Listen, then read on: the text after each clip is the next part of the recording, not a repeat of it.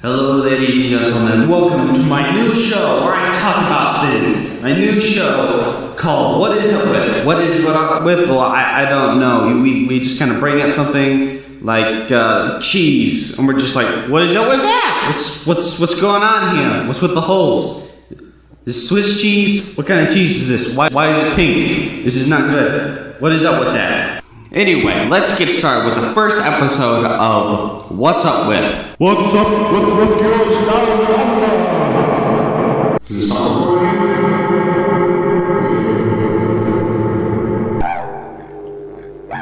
So our story begins with this kid that listens for the guy with asthma and then immediately goes outside and talks with the animals like a madman. Look at that face, such determination. So it turns out it's not a kid that has asthma, it's a kangaroo that has asthma, and it's calling Cody, I think this kid's name's Cody, who calls Cody to come and save some eagle who's stuck in a trap way up on top of a ledge. That reminds me, why doesn't the eagle talk? Is Cody's guru powers only limited to mammals? Which doesn't make any sense because he does talk to a lizard way later on in this movie. So Cody saves the eagle and is almost killed in the process, and then she takes him to see her eggs for some reason. So immediately after Cody saves the eagle, he immediately goes back to screwing around and I found the villain! Everybody, I found the villain of the movie! There he is, right there! Right in front of us! There he is! I found the villain! Do I win a prize? I won! Hey, little fella, what happened to you? It's a trap! What does it look like what happened to him? There is literally a bell tied to him. What else could be happening here? You are the stupidest, idiotic kid in the world. You're just sitting there chuckling, what happened to you?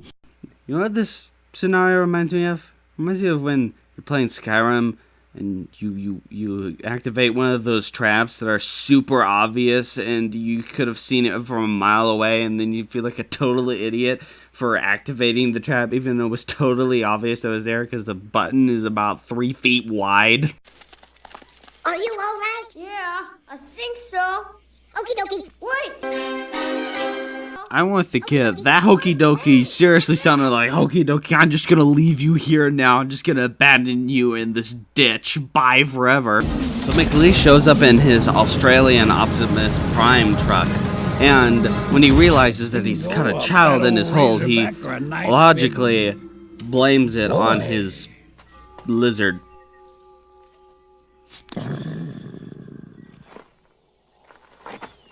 Joanna, you've been digging holes out here again. Hello, darkness, my old friend. On that note, can we just discuss just this crater of a hole that he has dug here? This humongous hole. What did he dig this up with? I'm sure he used Australian Optimus Prime to help out maybe just a little bit with it. Or maybe he actually did use his lizard to dig the hole. This little old lizard hole, you can just run along home. This is a poacher's trap, and you're a poacher.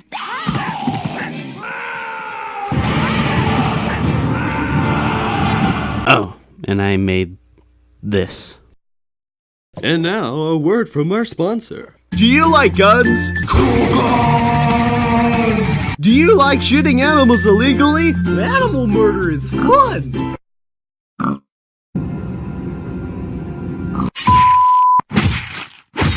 Do you like kidnapping children and torturing them and then feeding them to alligators? Sure do, mate. Well, do we have the weapon for you? This double-barrel shotgun with a scope. Why would you need a double-barrel shotgun with a scope? We don't know. Ask this idiot. With this shotgun, not only will you be able to totally miss your target if you're not within 10 feet of each other, you will also completely ruin the pelt, rendering it useless and worth less than the shotgun shell you just fired at it.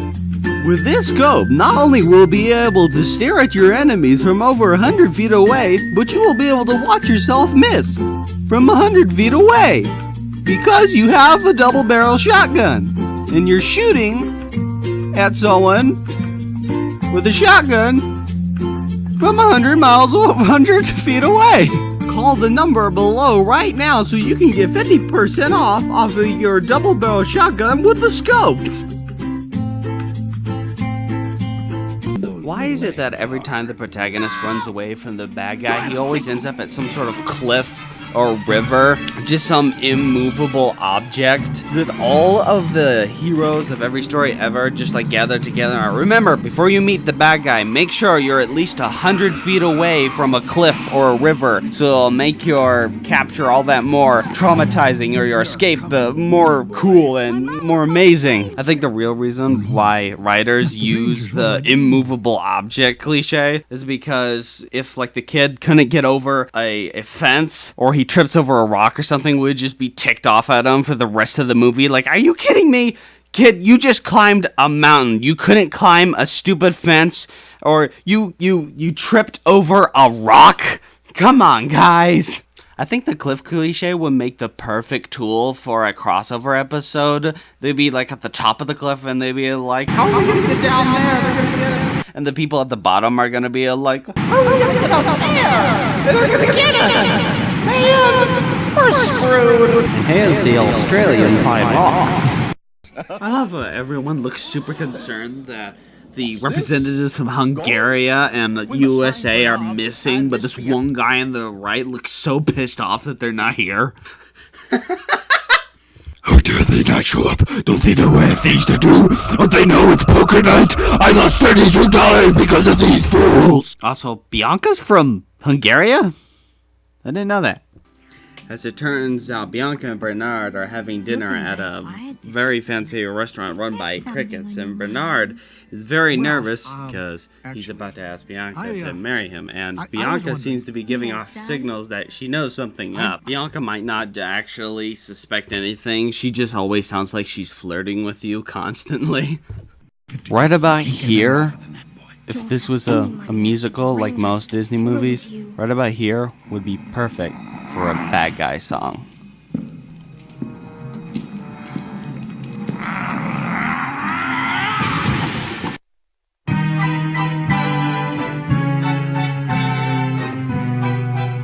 Okay, let's do this. Let's sing a song. Alright, everybody. Here we go. Blood drops on maces and bruises on critters, bright copper bullets and fresh apple fritters, white stupid rodents tied up with strings. These are a few of my terrible things. I don't know if this is gonna work, guys. God is a platypus, boys and dares murder with rockets, wild geese that die with holes in their wings. These are a few of my terrible things. Birds in small cages with red bloody gashes, snowflakes that stay on my nose and mom's ashes, Vegemite dinners, indigestion it brings, the Bobba's favorite things.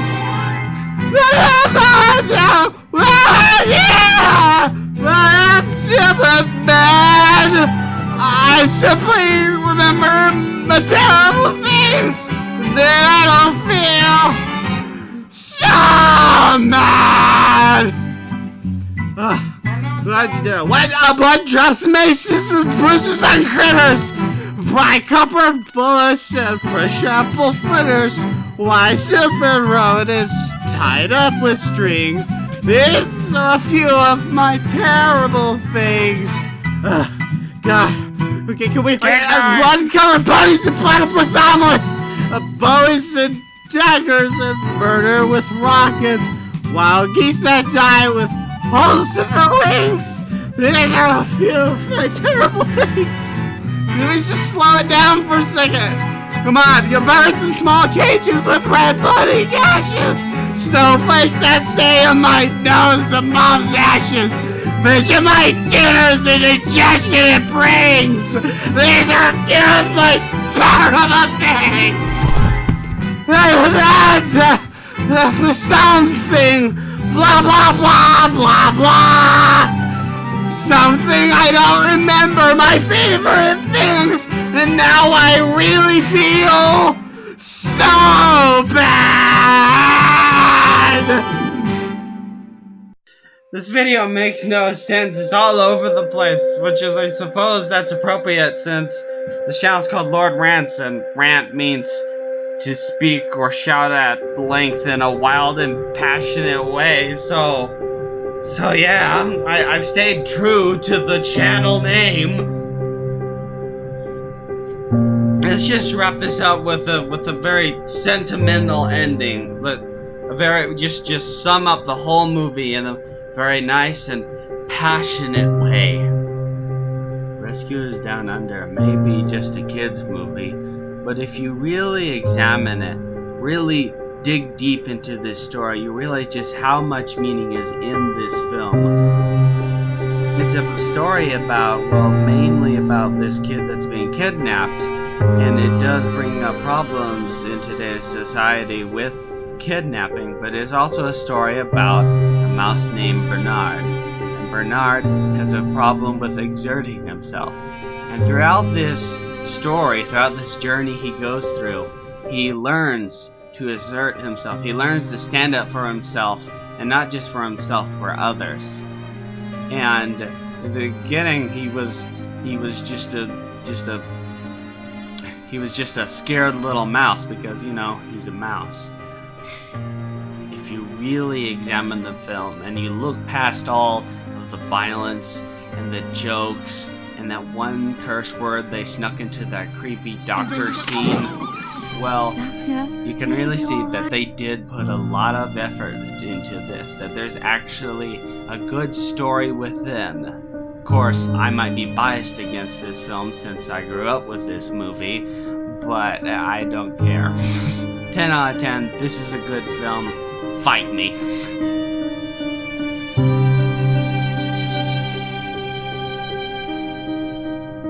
Oh yeah, and then this guy just gets the dickens smacked out of him.